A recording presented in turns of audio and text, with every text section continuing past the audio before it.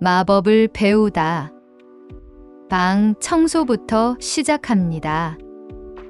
루시가 희죽 웃었다. 오늘 국제 택배로 런던에서 마도서라는 것이 도착했다.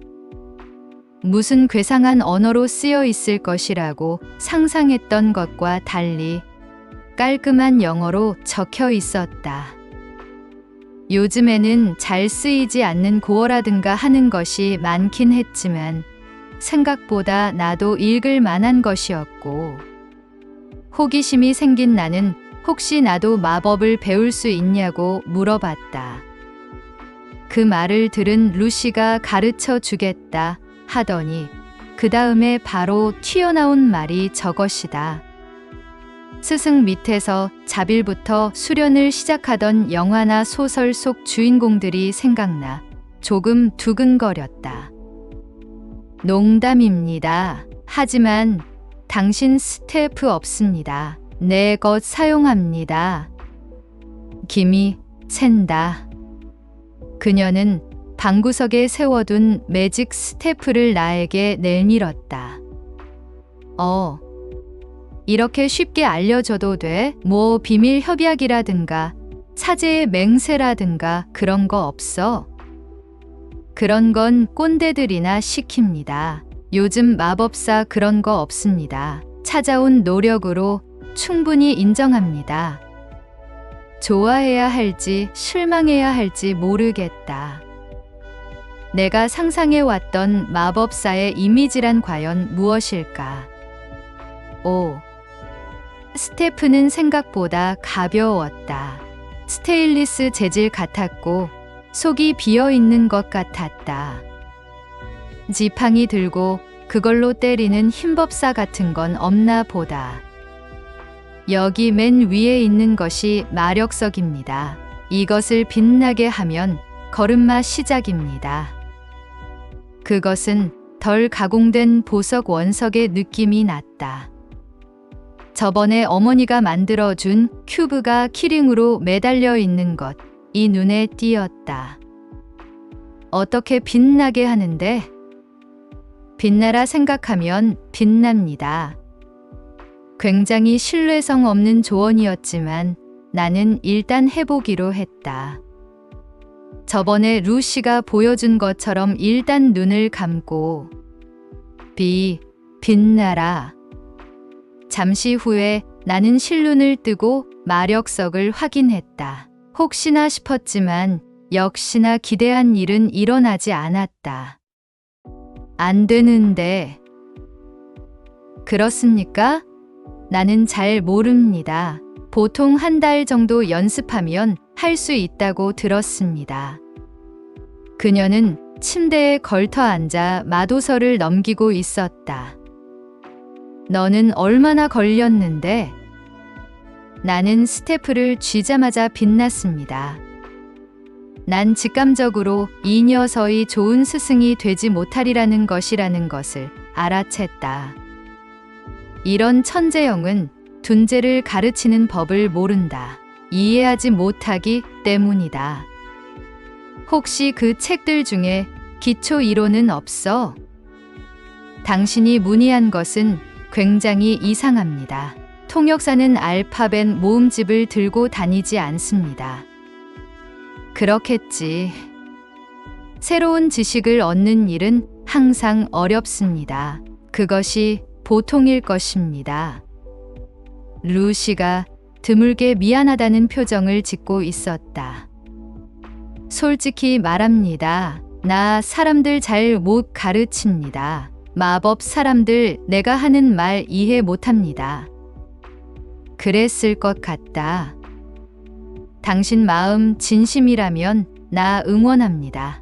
당신이 내 글 응원한 것처럼 나도 당신 마법 응원합니다. 그렇게 몇 주가 지났다. 일이 끝난 다음에는 항상 루시의 스태프를 쥐고 그것을 빛나게 하려 노력했다. 루시의 마도서를 본 적이 있다.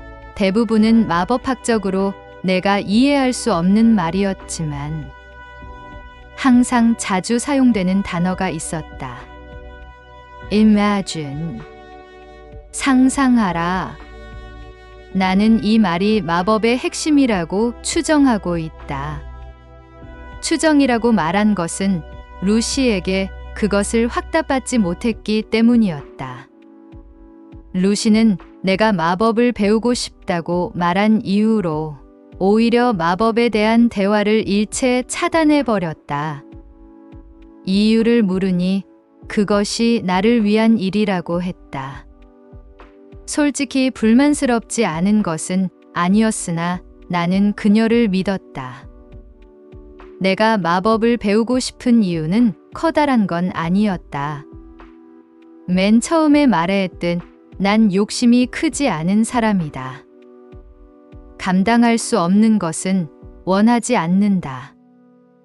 미지의 것에 대한 호기심? 없다고는 못하겠다. 하지만 나는 훨씬 더 단순한 이유로 마법을 배우고 싶었다. 나는 루시가 나와 어머니에게 처음으로 마법을 보여준 날을 여전히 잊을 수 없다. 서늘서늘한 가을밤. 타닥거리며 타오르던 모닥불. 그리고 몇 년 만에 들을 수 있던 어머니의 그리운 목소리. 나는 어머니의 목소리를 되찾아 드리고 싶었다. 영혼의 반려를 먼저 떠나보내고 울다 앓고 지쳐 잃은 목소리. 나는 루시의 스테프를 잡은 손에 힘을 주었다. 내가 왔습니다. 방문이 열리며 루시가 들어왔다. 그녀가 들고 있는 쟁반에는 깎인 사과가 놓여 있었다.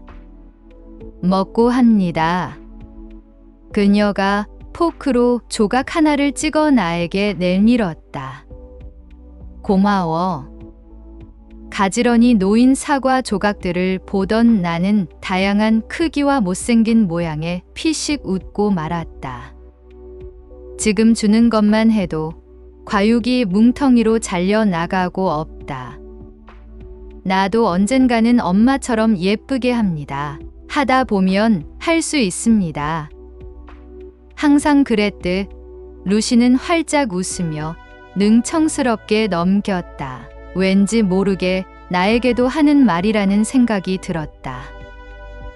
오늘은 줄 것이 있습니다. 그러면서 그녀는 왼 종이 뭉치를 내밀었다. 이게 뭐야? 한글 글씨 어려워서 오래 걸렸습니다. 미안합니다. 종이 위에 쓰여 있는 글자는 마법 기초 이론? 당신이 알파벳 책이 없냐고 해서 만들었습니다. 이 종이는 마법 최대한 쉽게 말합니다. 그것은 이미 몇 주 전의 일이었다. 너 삐뚤빼뚤 직접 손으로 쓴 글씨들 보고 있자니 가슴이 뭉클해진다. 스테프를 반짝거리게 한 후에 이것부터 시작하면 됩니다. 처음 느낀 감정은 고마움. 그 다음으로는 할 수 있을 것 같다는 희망. 그리고 이내 불안함과 미안함이 몰려들었다. 이건 내가 스테프를 빛낸 후에 쓸 수 있는 책이라며 내가 만약 실패하면 이건 내 노력이 무용지물이 되어버리잖아. 내 말에 루시는 몇 번 눈을 깜박이더니 입을 열었다. 괜찮습니다. 실패하고 포기하더라도 언젠가 다시 하고 싶어질 때가 있습니다. 아니면 심심할 때 읽어도 괜찮습니다. 만약 당신이 얼어 죽기 직전이라면 이 종이는 불이 되어 당신을 살려줍니다. 그녀의 마지막 말에 나는 작게 소리를 내어 웃고 말았다. 당신은 먼 곳을 보고 있습니다. 가까운 곳을 볼 수 있도록 노력해 봅니다. 그 말을 끝으로 그녀는 손을 흔들곤 밖으로 사라졌다. 나는 잠시 스테프를 내려놓고 책상에 앉아 루시가 건네준 기초 이론을 펼쳤다. 시간 가는 줄 모르고 읽었던 것 같다. 창문을 보니 어느새 바깥은 깜깜해져 있었다. 나는 겉옷을 챙겨 입고 슬쩍 집 밖으로 나왔다. 문 여는 소리를 들었는지 아롱이가 계집에서 빼꼼 고개를 들더니 이내 꼬리를 흔들며 다가왔다. 나는 담배를 꺼내어 불을 붙였다.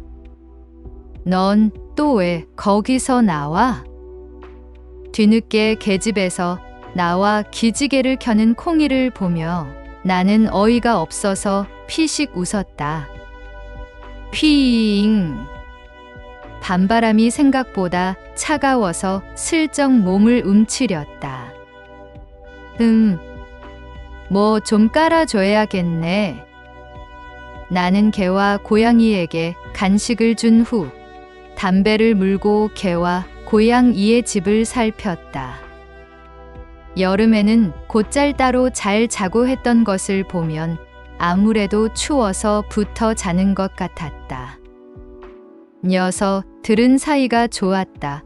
콩이가 새끼일 때부터 젖을 먹여 키워서 그런지도 모른다. 고양이가 개 젖 먹고 큰다는 소리가 처음에는 어찌나 당황스러웠던지. 심지어 아롱이는 새끼들 뵌 경험도 없었다. 나는 차고에 걸어둔 손전등을 들고 광을 찾았다. 작년에 녀석들이 쓰던 담요가 기억나는 곳을 뒤적이다 보니 금방 찾을 수 있었다. 담요는 먼지 투성이었지만 어디 썩거나 하는 곳 없이 멀쩡했다. 그것을 가지고 나온 나는 먼지를 팡팡 털어 개 집에 하나, 고양이 집에 하나를 깔아주었다. 담요는 나와 형이 어릴 적 쓰던 낡고 해진 것이었다. 짐을 정리하다 나온 물건이다. 버리기에는 좀 그렇고 어찌해야 할지 모르는 상태였는데 마침 잘 써먹게 됐다며 어머니가 좋아했던 기억이 난다. 어린 아이 때라 순간 가족들과 지낸 수많은 추억이 머릿속을 스쳐 지나갔다. 그랬던 아이가 이제는 쓴 담배를 물고 추억에 젖어 있다. 어린 아이 같이 생각해 봅시다. 문득 루시가 건네준 기초 이론책에 적혀 있던 내용이 떠올랐다. 어린애처럼 생각한다는 것이 대체 무엇일까? 상상의 나래를 펼쳐 뭐 이런 말과 같은 뜻인가 싶기도 하다. 분명 나도 어린 시절을 겪었건만 그때 내가 무슨 생각을 하고 살았는지 나도 모르겠다. 어느덧 나는 어른이 되어 있었고 항상 이후의 일을 걱정하며 살게 됐다. 뭔가 알 것 같기도 하고 얼른 스태프의 불을 밝히고 싶다. 야옹. 샥샥. 묘한 소리를 내면서 간식을 씹어 먹던 콩이가 작게 울면서 내 다리에 몸통을 비볐다. 이제야 다 먹은 모양이다. 아롱이는 이미 간식을 다 먹고 내가 혹여나 하나를 더 주지 않을까 엎드린 채 나를 올려다보고 있었다. 과연 눈이 마주치자 꼬리가 빠른 BPM으로 진동한다. 아롱이는 사실 오빠가 하나 있었다. 그 녀석은 식탐이 심했다. 덩치가 작고 입도 작아 먹는 게 느렸던 아롱이는 항상 오빠에게 밥과 간식을 빼앗겼다. 그렇게 당하고 자랐으면 자기도 음식에 대한 집착이 심할 만도 한데 콩이가 먹고 있는 것은 절대로 건들지 않았다. 어머니는 그런 아롱이가 착하고 대견하다며 참 예뻐했다. 혹시 개를 키워본 적이 있는가? 반짝 반짝. 마치 더 주시면 안 될까요? 주인님? 이라고 말하는 듯한 저 불쌍한 표정은 대체 어디서 배운 것일까? 개들만 볼 수 있는 주인님에게 간식 더 얻는 법, 유튜브 채널이 따로 있는 것일까? 내가 이겼다. 나는 개를 쓰다듬고는 패배 선언을 하며 간식 봉지를 다시 열었다. 야옹. 몇 번 몸 부비고 다시 들어가 자려던 콩이도 귀를 쫑긋 세우고 쪼르르 다시 달려 나왔다. 나는 간식을 준 뒤 개와 고양이를 한 번씩 쓰다듬고 허리를 폈다.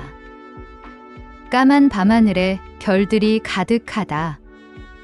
실패가 두려워 새롭게 무언가를 하지 않은 지 오래되었다. 내 채널에 새 영상을 올린 지가 언제였는지 기억도 잘 나지 않는다. 다시 해봐야지. 오랜만에 하는, 그리고 나를 지지해주는 이들이 있는 상황에 서의 도전은 정말 즐거웠다. 그리고 그녀가 마법사 평균이라 말한 한 달에서 2주일이 더 지났다. 마침내 마력석이 하얗게 빛났다.